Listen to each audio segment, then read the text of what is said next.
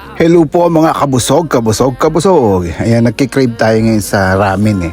Ayan, nakakita ako sa TikTok, so gagayahin natin yung kanilang buldak. Ayun, spicy yan ha guys, spicy. Yung mga mahilig sa spicy, o eto na. Yung mga mahilig sa ramen, o eto na rin o. Buldak ramen. Ayan, binago niya yung pagluluto ng buldak. Syempre, nainggit tayo, gagayahin natin. Sa loob ng buldak, mayroon siyang dalawang tetra pack. Yung spicy sauce, yung pula na yan, at saka yung powder. Yan yung powder na ginagamit ng buldak. And then naglagay din ako dito ng mayo. Japanese mayo yan guys. And then actually naglagay ako ng egg dyan. Kaso pumutok, ang pangit kaya hindi ko na pinakita.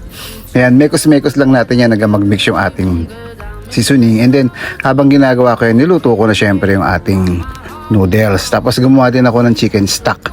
Yun yung parang pinaka sabaw natin dyan. And then syempre mekos lang ulit natin yan hanggang sa maghalo-halo yung mga seasoning natin at saka yung noodles na yan. Kumapit yung spicy doon sa noodles.